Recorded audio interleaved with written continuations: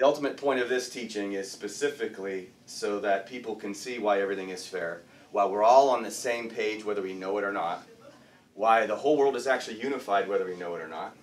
We're just in different stages of development. This particular teaching comes from the Kabbalah, and this particular teaching, as you'll see, includes every single spiritual philosophy. I'm going to try to throw some of that at you while we go through it, but it's a concept. Kabbalah is very much concept-oriented. If you know the history of Jesus, it's highly likely, in my opinion, it's a fact that he would have studied Kabbalah. It was around at the time. He would have been into this. And you'll see a heck of a lot of his teachings comes from these concepts, which we're going to go through.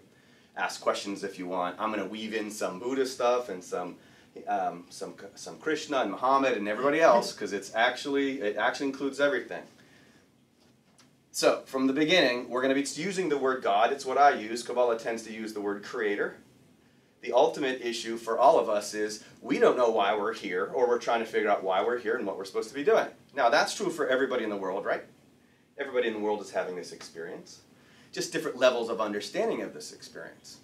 There's an answer to that question. Why are we here? What are we supposed to be doing? And one way Kabbalah explains it or teaches it is we are here to basically figure out how we got here and why we're here, which is to reconnect to the origin of your soul, or to get back to the source. The idea is we need to find God. If you want to use another word, the source, the creator, the higher power, the start of the universe. You could even use Big Bang. I don't care. Somehow we got here. Somehow you're having an experience. What's the origin of that experience? Our process is to figure that out. Not that you have to figure it out here, but you have to figure it out here.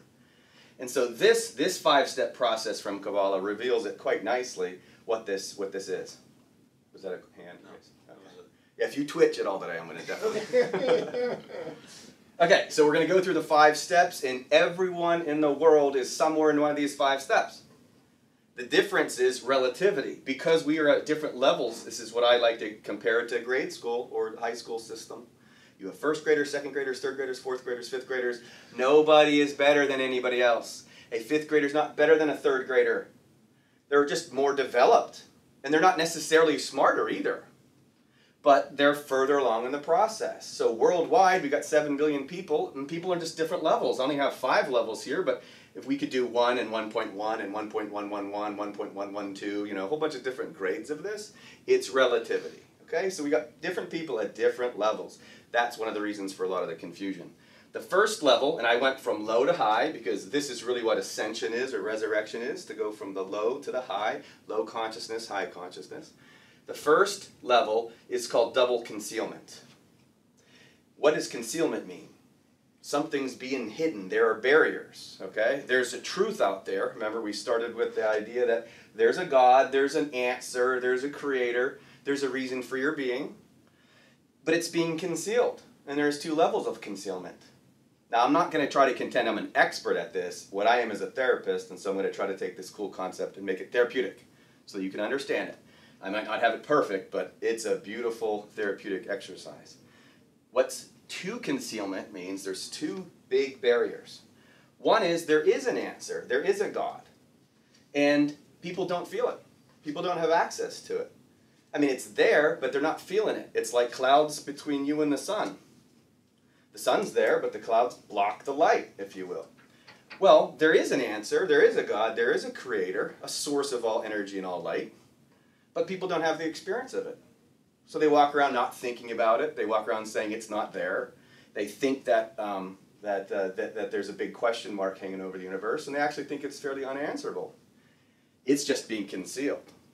What comes as part of that is the second concealment and that confuses the person. The world seems chaotic. If you remember in chapter 2 from the book, the world is made of chaos. Buddha would say, you're here, you're going to suffer. That's because people are stuck in the double concealment. Well, there's no God, and there's really no method to this madness. Chaos reigns, and so it's a screwed up, crazy world. And so they don't think there's a point. And the biggest problem with the double concealment is this is the level of blaming others. The reason why I'm in pain, because of something you have done. That's double concealment. Now, this doesn't mean bad. This is everybody's been here. The concealment is if you're walking around the world thinking that there's really no order, there's no structure, there's no point. no reason for being or meaning in life, that kind of stuff. That's a concealment in itself. Okay. So the absence of a creator or the absence of a source, and there's really no essential meaning, it's a misunderstanding of the way the world works. Those two things together are as a double barrier. Now what you'll see with the second concealment is one of those goes away. In this phase is where what's called the point in the heart shows up. In Kabbalah, everybody has a soul or a soul embryo. Everybody does. This is the namaste of things. I can see the light in you. Everybody does in the face of the earth. Everybody's got one. But a lot of them are not activated. It's pretty similar to a kindergartner. It's there, but it's not like 10th grade developed yet. Or it's an embryo. It's got to develop. Everybody's got that. And everybody will go through this process. Because this level causes so much pain, confusion and chaos that reigns inside somebody else. At some point, there has to be a different way. That's where the point of the heart, which eventually turns into Israel. Remember in Hebrew, Israel means the connection to Elohim, which is the connection to God. At some point, the point shows up right about here. It gets activated. And now you're like, I got to go in a different direction. Okay? Well, what happens in that process is that it becomes a single concealment, because now we're open to the idea of a God. Now we're like, well, there's a God, but many people still get confused. This is where conventional religion usually falls, okay? It's a misapplication and a misunderstanding of what God's doing and what we're here to do. The idea that we're here to fix this place would be a misunderstanding. There's nothing that needs to be fixed. It's perfectly chaotic on purpose. It's not like God's making mistakes. It's supposed to be chaotic. It's in the physics, the chaos aspect of things. It's the first noble truth of Buddhism. You're going to suffer. That's part of the process. So people start to believe in God here, but then they misapply everything. They think spiritual stuff is done to work on physical stuff. If I just believe in God the right way, He'll reward me, for example, and that comes in the flesh. It's also the level of believing that God punishes us. That if I'm bad, I'm going to go to hell. And if I'm bad, if I do things wrong, then God's mad at me. See, the concealment is there. Now we're open to the idea of a God, but we don't understand God. And we're thinking we're being punished and rewarded in the flesh. So we've made a development. That point of awareness in the heart shows up. We start our process. We're now open. We're headed in the right direction. I'd say you're out of kindergarten. Now you're into early elementary school. You're starting to learn. But confusion still reigns. People misapply. In this level, this is where people argue over who has the better prophet. This is where people insist that my point of view is correct and yours is wrong. You must agree with me in order for the world to be peaceful. That's the second concealment. The third level is when somebody starts to apply this and starts to realize over time, I need to make changes about myself. This is do not worry about the speck in a neighbor's eye when you have a log in your own. This is how much time are you going to spend trying to fix other people.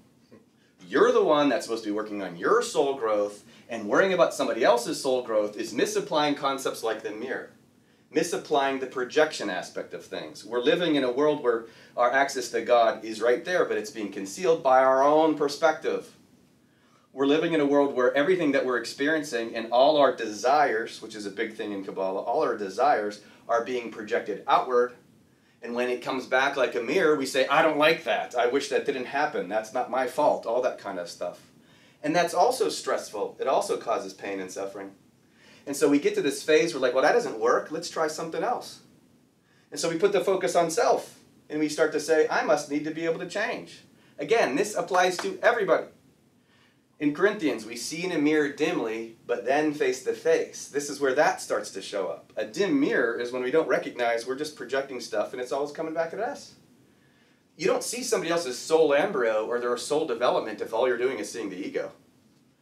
You don't realize that you are experiencing specifically that physical stuff to teach you where you're at in your growth in your process. Everybody goes through their chaos. And some chaos looks more challenging and difficult than others, but that doesn't mean it's bad. I would suggest getting nailed to a cross is about the most chaotic thing you can go through. And yet the whole reason why Jesus did that is to show us that all this stuff is true. Whatever it is you're going through, if you would just look at it that way, that's the key. Why is Christ the Savior? He's not leading you out of physical pain. He's leading you to a place of emotional and spiritual peace. If you would just empower yourself fully and recognize this is about your development, you're taking your spiritual embryo and growing it into a graduate. The Kabbalah describes everybody has immense spiritual potential. Everybody does. Would you like to stay in first grade? Or would you like to complete the process? Reincarnation is a fundamental theme of Kabbalah as well, which it is in most religions. And it also completes the process, because it's hard to do this all in one lifetime.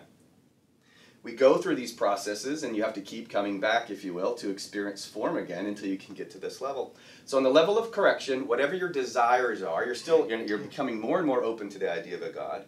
Whatever your desires are being answered. Knock, and the door will be open. Ask, and you shall receive. Right? That's what that is. But what we want is the physical world. Guess what's offered back to you? The physical world. Part of the physical world aspect is chaos. So if you're asking for physical world, you're asking for chaos. If you ask for the spiritual world, guess what you get back? Spiritual answers. And so as soon as you're saying, okay, well, my desires are being reflected back to me, but my desires are physical, well, now you're starting to wake up. You want spiritual answers, you want peace, ask spiritual questions. And then you start to get corrected. Simple examples are this. When we're living in a world where what we want is flesh stuff, we're going to get chaos. When you're living in a world where you want spiritual stuff, you're going to get peace. Ask and ye shall receive is specifically about that. I would like to come to know truth, please. I would like to come to know who I really am. I would like to come to break through this thing called ego. Ask those questions, you'll get it. Ask physical world questions, and you're going to get chaos, okay? This is starting to understand God, because you start to connect and realize, wait a minute, God knows what he's doing here. He actually keeps offering back to me that which I'm asking. Corrections happen the way I like to think of it therapeutically. Think of the virtues. If you resent, the world's going to offer you chances to forgive. Forgiveness is God's correction for you. And once you learn that, resentment goes away, and you feel better. You're more enlightened, and your soul vessel grows. The soul vessel in Kabbalah is called the Kli, and what you want to do is fill that with light. Atoms, as we describe in chapter 4, atoms are just vessels of light. You're a vessel, and when you take on forgiveness instead of resentment, you just grew. Some people are hopeless. They're hopeless because they look at the world in a very depressing way. They think all this chaos has no purpose and no meaning, and why do all these bad things happen? Well, when you shift towards hope, and you shift towards an understanding that there is a process, and there is a life after death, and you recognize that it's fair, what happens? That negative energy, that stuff we're holding on to, falls away. And it's a correction. People who are afraid all the time, or even cowardly, or having experiences of fear in a tremendously difficult way, they experience a whole lot of anxiety a lot. Well, we've all been there to a certain degree. Well, what happens when you develop courage and strength and conviction, and you can go face your fears? Doesn't that feel good? It's also a correction. This process is taking that little soul embryo that's inside of you and growing it to the level of Christ consciousness, or Buddha nature, or Krishna consciousness, or Muhammad awareness, whatever you want to call it. It's taking you to that level of where all those prophets went. And they say the same thing. Come join us, okay? Because that's way up here. You will have the attributes of God when this is all done. It's why Jesus says you must be perfect in Matthew 5:48. In Buddhism, it's called Dzogchen. You will be perfect. You have to experience this rising, if you will. You will have the attributes of God. That's how you find the source of your soul. Is to be forgiving, is to be compassionate, is to be unifying in your own mind. To not separate. Ego's job is to separate and say black and white, and gay and straight, and tall and short, and fat and thin, and young and old, and all that, and dead and alive. That's what ego does. The correction is to see the unification. We're unifying whether we know it or not. And as soon as you make the correction inside yourself, you know it's true because you feel it. Buddha says the truth sinks from your head to your heart. Now it's automatic. That's the phase of correction, and it's a phase that feels good, and it catapults you to this level. The single revelation is absolutely God knows what he's doing. He's been giving me what I've wanted all along. It's completely fair. I've been projecting outward. Now I have an awareness that God knows what he's doing. Back here in this phase, they call it the opposite side of God. All we're aware of is the negative features. Well, those negative features turn out to be our own misunderstanding. On this level, it's like, holy cow, he's completely fair. It's all good, and it's all true, and it's all working for my benefit. And now it really starts to work. There's a God, and there's a God that's fair, and it unifies everybody. The last revelation is this whole process leads you to, and yep, sure enough, the whole idea was I had to come to his level. I had to reach the level of the Creator. You were born with a little point, an embryo inside your heart, and that embryo is going to grow to its full development. And at this point, think of a first grader who's trying to visualize what high school graduation is like. It's hard. They sort of have a vague awareness of it. They might see somebody else do it. But they have to experience it themselves, right? Well, this whole process is you reap what you sow. And the more you look into yourself spiritually, the more you'll develop spiritually. And then you grow, and then you have the experience of it. This is why Buddha says it must be experienced, and you can't force this on anybody else. Muhammad, there is no compulsion in religion because truth stands out clear from error. You can't force this process on anybody else. You can't force religion on anybody else. You can't force a virtue on anybody else. All we can do is help each other like the teammates we are, help each other through this process. And if I work on the virtues and you're working on the virtues, it doesn't matter what religion we come from. We're going to come together and we're going to meet at the Creator. That's the point. And we'll all get there. Muhammad says truth stands out clear from error because this is obvious after a while. If you understood this phase, who wants to stay in this phase? This is the phase of pain and suffering and disconnection and arguing. And if you see somebody in that phase, what can you do? Or what ought you do? Let them suffer. Trust that they're going through the same process that... That's right. That's sufficient. I don't look at a first grader and feel bad for them. There's some level of this that's probably a little bit more peaceful. Right. And so what does Gandhi say? In effect, be the change you want to see in the world. Right? Mm-hmm. The world is healed on the level of the individual. No president is going to be able to do this. Right? No world leader can. All the world leader can do is work on their own spiritual growth. That's it. World leaders tend to worry about the physical world.